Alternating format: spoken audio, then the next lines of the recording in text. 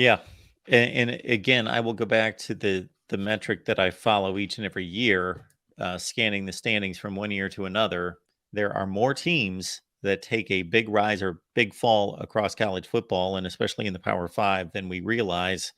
So there will most likely be big changes in the Big Ten. Where those come, I don't know. But I did release a video a few days ago where I went through what I consider to be spoiler teams, potential spoiler teams in college football. Now, I'm not talking about Ohio State beats Michigan when they're both undefeated and therefore it knocks Michigan out of the playoffs or something like that's not a spoiler team. They're an elite team. Like I'm talking about teams that have no shot. They're not going to be a factor in the championship race themselves, but could jump up. And I targeted specific games throughout the year. I targeted two specific teams in the Big Ten that I believe could be spoilers. Now, I'm not predicting this, folks, because as soon as I say one of them, especially, everyone's going to go crazy. But that have a potential to be a spoiler. Yeah, are they both? Can I ask you? You're going to let me guess. Are they both from the same division? No. So I don't know that you would consider Illinois to be a spoiler because I think you think that they got a chance to be in competition for this division. So I wouldn't even consider them a spoiler. So let me rephrase that. I'm talking about knocking off a national championship contender, derailing a national championship potential season.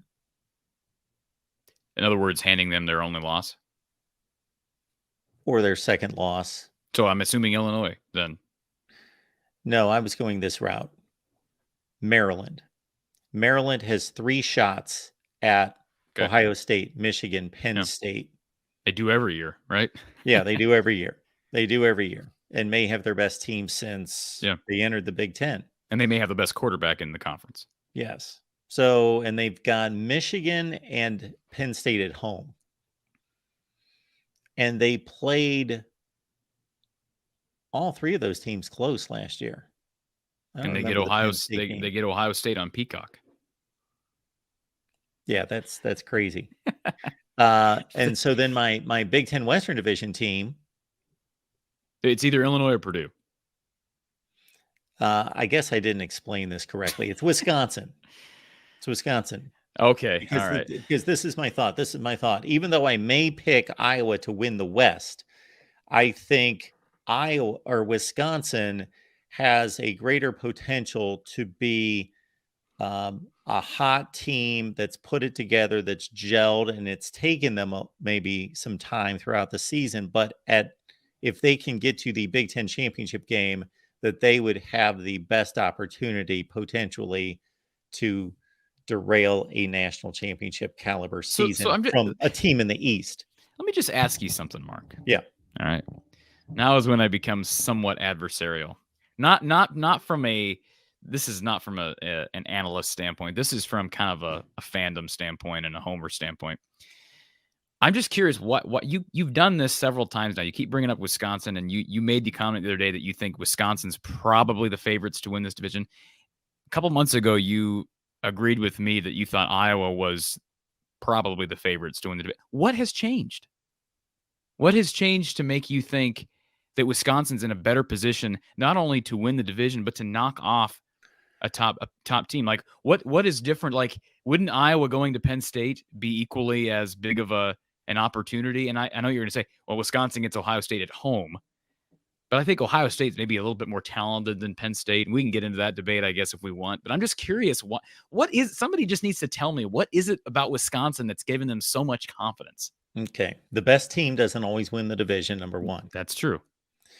Number two, so for example, if there was an off season a few years ago where I predicted every game in college football. I just didn't say this is going to be the record. I went through every team's season, and people, again, they didn't catch this correctly.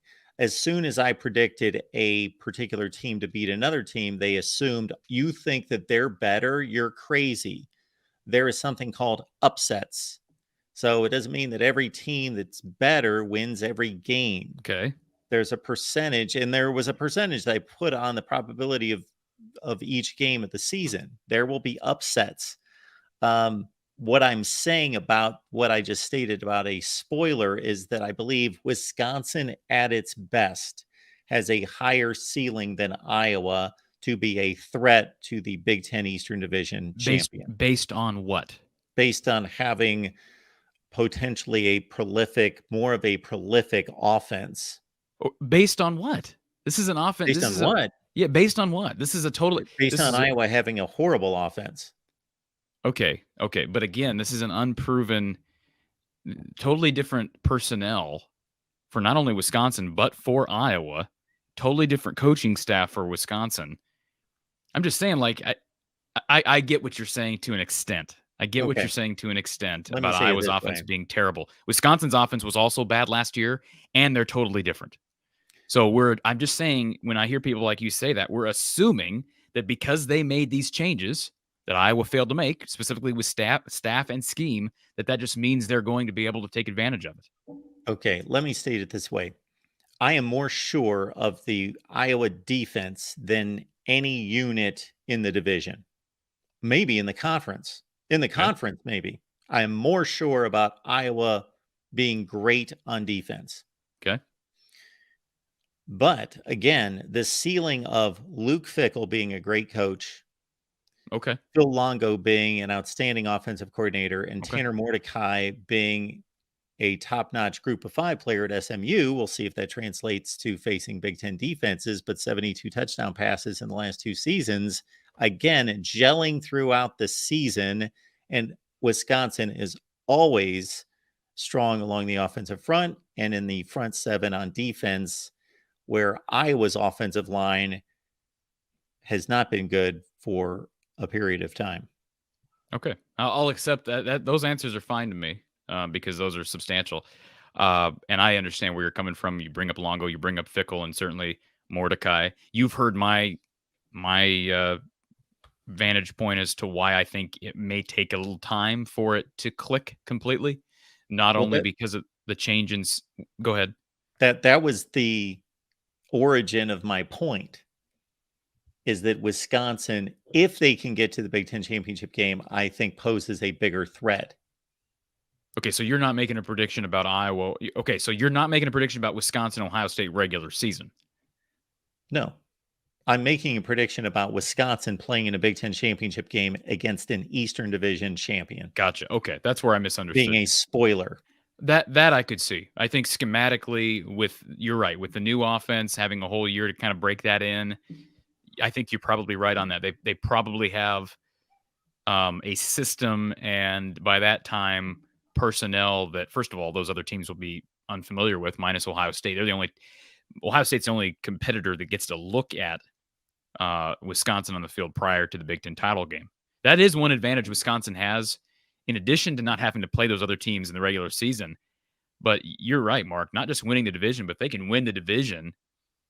If they play Michigan, Michigan will not have faced that new system. They play Penn State. Penn State will not have faced that new system. If somehow we get a total shocker and Maryland's a representative, I know people don't think that's even possible, but they don't play any of those. I don't think they play Maryland, do they? No. They play what, Indiana and Rutgers? Indiana, Rutgers. Is that what it is? I don't remember. Anyways, They must and be. I like the comment from South Bend Hawkeye. Mark drank the whiskey and PSU Kool-Aid for sure. I'm glad I got some of your listeners on that horse, Mark.